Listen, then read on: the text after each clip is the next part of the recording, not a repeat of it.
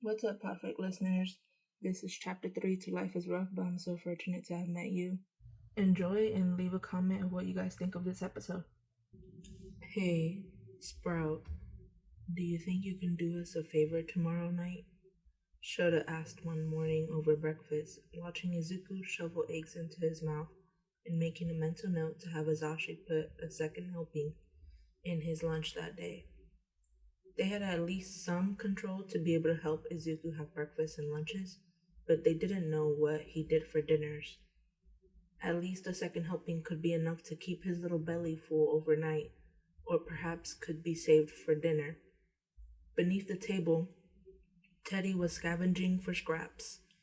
Off on either bar stool to the left of the kitchen, Spork and Bastard were staring down on the dog with ill-hidden annoyance. Teddy had gotten into their wet food the night before, and the cats seemed to be holding a grudge.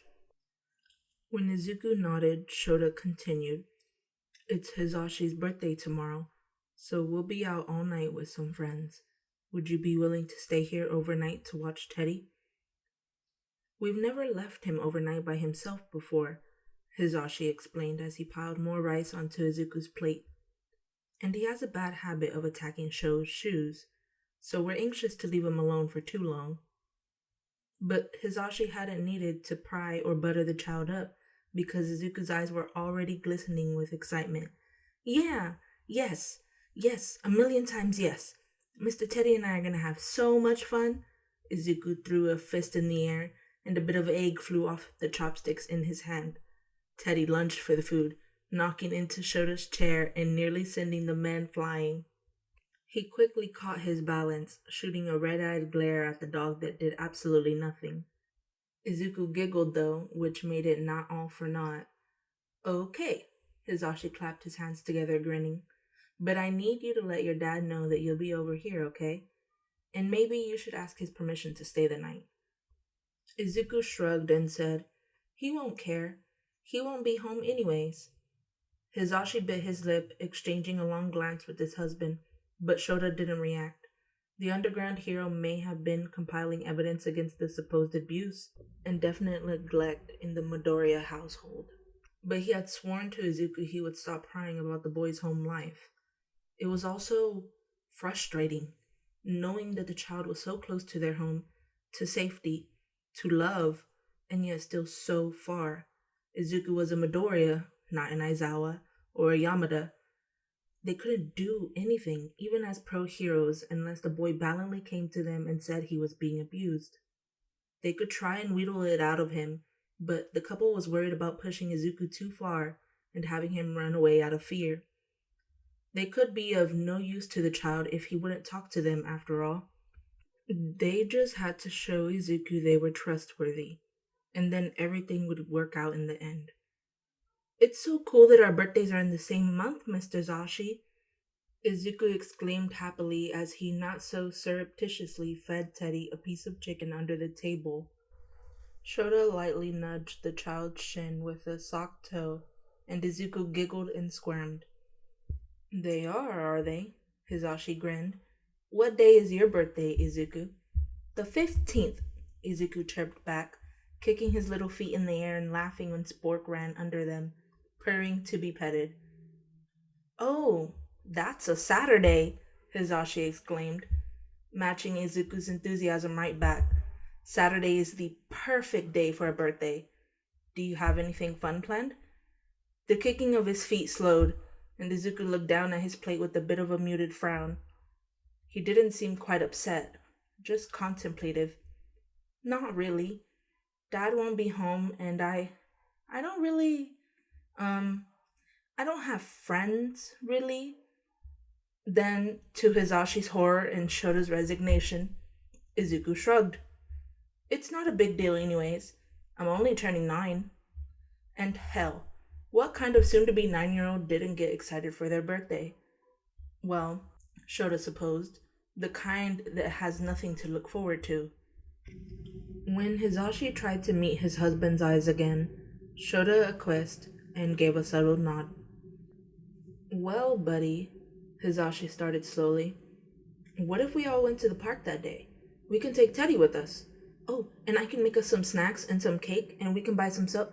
Might as well have a picnic, Shota deadpanned, although Hizashi could see the wry smirk hidden behind the man's hand. That's a great idea, Sho, Hizashi cheered. Then, whirling around to face Izuku, Hizashi continued on. What do you say, kiddo? Does a picnic sound good to you? And hell, Hizashi knew that Izuku was a crier, but did the kid have to have such big, bright, emeraldy eyes to go with those massive tears? Really? Izuku croaked. You'd, do all that for me? Putting as much sincerity into his voice as he could, Hizashi took Izuku's hand in his own and said, Of course we would, kiddo. But, but why? I don't even have, I don't even have a. But then Izuku cut himself off, looking a bit horrified at whatever he had been about to say. Quickly, the child changed gears and said, I, I can't even repay you guys for. You don't have to repay us for anything, Izuku. Shota interrupted the child. If anything, we have to repay you for walking Teddy for us. Hizashi was quick to interject. But that's not what the picnic is about. We're not looking to compensate you, Izuku. We just want you to feel loved. Know that we care. Because we do. Izuku was quiet a moment, looking as confused as could be. But then the boy slowly nodded. I don't understand, but I appreciate it. And you, I I like you guys, Mr. Zashi, Mr. Shota. Hizashi watched on, sickeningly fond, as his husband murmured back to the child, We like you too, Izuku. The night of Hizashi's 25th birthday was, admittedly, much tamer than the years beforehand. Namuri had tried to get him to take more shots with her, but Hizashi stopped after two, with a meaningful smile and the excuse of wanting an earlier night. Tensei got a little more drunk than he usually would have let himself, but that was due to the fact that he was taking all of the shots that Hizashi was refusing. Can't let Nim's money go to waste. Tensei giggled tipsily, raising his glass before tapping it on the table and shooting it back. Shota was their designated driver and taking his job very seriously. Typically, he'd allow himself a single beer earlier on in the night if he was driving, but he was taking the same restraint as his husband that night and sticking to plain water. Namuri pouted, cheeks rosy and body slouching as she leaned over the table. You two are killjoys, you know. And Zashi, it's your birthday. Why are you letting Shota rub off on you so much? Her eyes suddenly lit up wickedly, and she giggled maniacally. Is it because you want to be able to rub off on him tonight? Ooh, I should have known. Sho's got the rap on best birthday present, doesn't he? Hizashi rolled his eyes as his husband hid a blush. Relax yourself, Nem. We just want to get home in time to make sure the little listener is okay. Tensei frowned, brow furrowed in confusion as he slurred. Oh yeah. You guys got a kid now, right? What? Nemuri shrieked, grabbing the attention of the immediate bar patrons around them. Shota groaned, hiding his face in his hand as Nemuri leaned further across the table to grab onto Hizashi's collar. Tell me all about them, Zashi. Do they have Sho's quirk? Are they blonde like you? What's their favorite animal? And what? Hizashi chuckled, shaking his head and prying Nemuri's fingers off his now wrinkled button down. We already told you, Nem. He's not ours. He's just our next door neighbor. Midoriya Izuku, remember? The little kid who's been walking Teddy? Teddy? Shota deadpanned without looking up from his hand. Our fucking dog, Kayama. Namuri shot a finger into the air and proclaimed, Ah, yes, that's right, before slumping back down into her chair and cozying up to Tensei's shoulder. The man giggled and hiccuped, allowing his friend's face to wriggle under his arm. You two better get home soon then, Namuri hiccuped. It's already 2. What? Hizashi exclaimed, checking his watch. Shota, why didn't you say anything? I was about to. Shota rolled his eyes as he brought car keys out of his pocket. Come on, let's get them home so we can go check on our Izuku. Tensei giggled and Nemuri mouthed, our Izuku, widely, before laughing. Shota's blush deepened and he smacked the back of Nemuri's head. Let's go already, you drunken problem children. Sho, we're adults. Yeah, that's how we're allowed to be drunken. Children. I'm friends with absolute children. Fortunately, Tensei was spending the night on Nemuri's couch, so he didn't have to run or take the train all the way back to Tokyo, which meant only one stop before Shota and Hisashi could make their way home.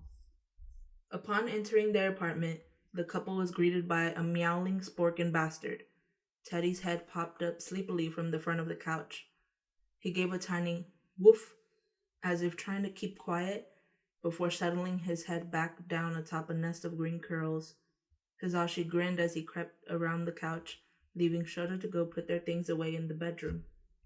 But when he saw Izuku's face, Hisashi's heart lurched in his chest. The child's typically pale skin had taken on a sickly hue, and sweat was dripping down his brow. Izuku's breath came in little huffs, and his eyes were squeezed tightly shut as he half burrowed himself under Teddy's weight. The dog in question gave a whimper before licking at Izuku's cheek. The boy huffed and shifted, clearly overheated and uncomfortable. Hisashi reached a hand forward, brushing hair away from Izuku's brow before testing the boy's temperature with his palm. And hell, the kid was burning up. His skin, as clammy as it was, felt like the metal sides of a boiling pot. Shota, Hisashi whisper yelled, trying not to wake up the child. Shota! Hisashi's worry must have shown in his voice because all of a sudden Shota was there, crouching in front of Izuku and shoving his husband's hand aside to get his own feel on the boy's temperature. Frowning, brow creased deeply, Shota grunted, definitely feverish. I'll get some medicine. Wait, can he have normal medicine? Like adult medicine? He's only 8, and he's tiny. What if we accidentally give him too much? But there aren't any pharmacies open right now. It's almost 3 in the morning. Shota, what if he gets too feverish? Oh God, we have to take him to the hospital. Calm down, Zashi. Shota snapped, his agitation betraying his own concern. Get some cool rags and some juice for him to sip on when he wakes up. The corner store is still open, and they're bound to have at least some children's Tylenol. I'll run over and get some. It was at moments like this that Hisashi was eternally grateful for his husband. He was normally good about controlling his anxiety, but when it ran wild, Hisashi could hardly think. Shota, for all his own issues, always seemed to be able to calm his husband down, even as concerned as he was, as well. Thanks, babe, Hisashi murmured, kissing Shota's cheek and making the man roll his eyes. Yeah, just don't let him puke on the carpet. And thus Shota left to go get medicine while Hisashi dug around in their bathroom cabinet for a thermometer. With a triumphant whisper shout, the man found it and took it back to the living room. Izuku whimpered when Hisashi ran the cool metal of the thermometer against his forehead, and Hisashi cooed at the boy. Oh, Izu, he murmured when he read the temperature on the device. 39.2 degrees Celsius / 102.5 degrees Fahrenheit. That's no good, kiddo. We've got to get you cooled off. Wrangling Teddy away from Izuku was a battle in and of itself, the dog now weighing a whopping 80 pounds and stubbornly gluing himself atop his child caretaker. Really, Teddy? Now's not time, Hisashi snapped as quietly as possible, dragging the dog off the couch by his underarms. Jesus, we've got to put you on a diet. Boof, came the indignant reply. Okay, no diets. Just move. But moving Teddy proved to be a bit too much activity because Izuku was blinking awake blearily. Mr. Zashi? The child huffed out, rubbing at bloodshot eyes. Sorry. Hisashi's heart melted a bit at the sight of the child clutching at a throw pillow and rubbing sleep from his eyes. Oh, kiddo, you have nothing to be sorry for, okay? Everyone gets sick every now and then. I'm sorry that we didn't notice you weren't feeling well. In truth, Hisashi had noticed that Izuku looked a bit more tired than usual, but given that it was 8 p.m. when they left, he'd allowed his husband to brush away his concerns in favor of going out with their friends. They thought Izuku was just sleepy, and now Hisashi was kicking himself for it. But he needed to push his self loathing away for the moment. He had a sick child to be tending to. How are you feeling? Anything hurting? Your head? Your stomach? Izuku wriggled against the couch, looking absolutely miserable. My head hurts, the child whimpered. It's really cold, Mr. Zashi. I know, kiddo, Hisashi murmured sadly, grabbing a blanket from the basket next to the couch. He spread it out atop the child, tucking in Izuku's legs and socked feet. Shouta went to get you some medicine. He'll be back soon, okay? But I think we have some crackers that might help settle your stomach if you're hungry. Miserably, Izuku shook his head. Don't wanna eat anything. Just throw it up. Wasting food. Hisashi frowned pointedly, then quickly relaxed his expression when Izuku blinked up at him. Mr. Zashi? The child whimpered. Can I? And then shaking his head, the boy huffed out. Never mind. Crouching to be eye level with his little neighbor, Hisashi murmured. What is it, Izuku? You can ask. It's okay. Izuku sniffled, then let out a broken sob. Can I have a hug? Hisashi's heart broke a little as he reached out his arms. Oh, kiddo, of course you can. You can always have a hug, sweetheart. When Shouta returned home, arms laden with medicine, crackers, ginger ale, and countless other items, he found his husband curled up on the couch with Izuku in his lap. The boy's head was leaning against Hisashi's shoulder, and the man was running his fingers through the child's sweaty locks while he rocked in place and hummed. Hey, Hisashi said quietly, smirking when Izuku blinked at him owlishly. Not feeling too hot, huh, Sprout? No, Mr. Shouta. Feeling too hot. Setting the bags down on the coffee table, Shouta addressed his husband. What's his fever at? Let me check again. For a moment, it was only the beeping of the thermometer and the quiet of their living room. But then Hisashi was hissing and murmuring to his husband, 40.1 degrees Celsius / 104.1 degrees Fahrenheit. Shouta. Shouta grabbed some crackers and a bottle of ginger ale from the sack, opening both and handing them over to Izuku before grabbing his husband's arm and pulling Hisashi towards their bedroom. We'll be right back, kiddo. Shouta promised over his shoulder. Snack on that for a minute. Closing the door, leaving it cracked in case Izuku called for them, Shouta crossed his arms over his chest and turned to his husband. We need to take him to the hospital. I agree, but Shouta, what about his father? Shouta grumbled, sighing heavily. Running a hand through his own dark, tangled locks, the underground hero grunted. We don't have any custody or guardianship over Izuku, so they'll contact his father, if they can even get a hold of the bastard, Hisashi ground out. And his father will likely not be happy that two strangers took his son to a hospital. We've tried to introduce ourselves. He's never home. He could stop us from seeing Izuku, Shouta said solemnly, and then we'd have no way to protect him. And well, Hisashi had nothing to add to that. But, Shouta continued on, we can't just leave this untreated. So what do we do, Sho? The only thing we can do, Shouta said solemnly. Call for reinforcements. I am much too old to be making 4 a.m. house calls, young man, Chiyo grumbled as she ambled into their apartment at 3:49 in the morning. Did you even try giving the lad some medicine? Right before we called you, Shouta confirmed. His fever plateaued. It won't go down, and he's practically catatonic, Hisashi fretted. He was once more positioned sitting on the couch with Izuku on his lap, and sure enough, the boy's glazed over eyes were staring at nothing, his tiny fingers loosely curled around Teddy's fur as the dog whimpered and licked at his arm. He's covered in goosebumps, and he was insisting earlier he was cold. But he's burning up, Shuzenji. And you two fret like new mothers, Chiyo huffed out as she settled on the couch next to Hisashi and Izuku. The boy will be fine. Then she puckered her lips and gave Izuku a peck on the cheek. The effect was almost instantaneous. Izuku's cheeks began to go rosy again, less gray than before, and his breathing evened out. Hizashi raised a hand to Izuku's forehead, sighing in relief when he could physically feel the fever starting to seep out of the kid.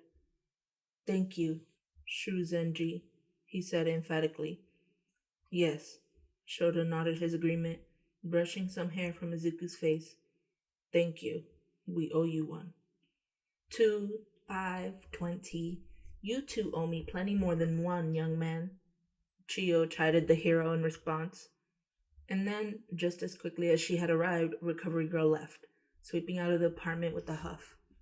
Shota offered her a ride home, but the woman shrugged him off. Just stay and take care of that boy, you hear me, Aizawa? He clearly needs it. Shota put the groceries away while his husband tended to Izuku, but before long the couple was seated on the couch with Izuku between them. The child's feet were in Hizashi's lap, and his face was curled up towards Shota's stomach. The underground hero, softer than his husband had seen him in a long while, was running his fingers through Izuku's hair in mimicry of Hizashi's earlier motions, while his other hand flipped through TV channels via remote. The volume was off to allow Izuku rest, but they always had subtitles on anyways. Leaning towards his husband's shoulder, Hisashi rested his hand on Izuku's knee from atop the blanket the child was wrapped in. Shota. We're in this deep, aren't we? I mean, he's our kid, Shota. We can't lose him, Sho. Not to sickness, and not to his father, and not to anything. We can't lose him, Sho. I know, Zashi. Shota sighed, silencing his husband with a chaste kiss. I know. Alright, guys, and that was chapter 3 of Life is Rough, but I'm so fortunate to have met you. Don't forget to like, comment, subscribe, and also a little note. Let me know what you guys think of the audio, because with the setup that I have going on, I'm using my iPhone as a microphone to record this for the intro and outro, because the microphone that I have that I used to record this chapter and the previous ones sounds a little echoey to me, so I'm kind of testing to see if there's a noticeable difference. So if you've lasted all the way to this end of this outro, please leave a comment. Let me know what you guys think.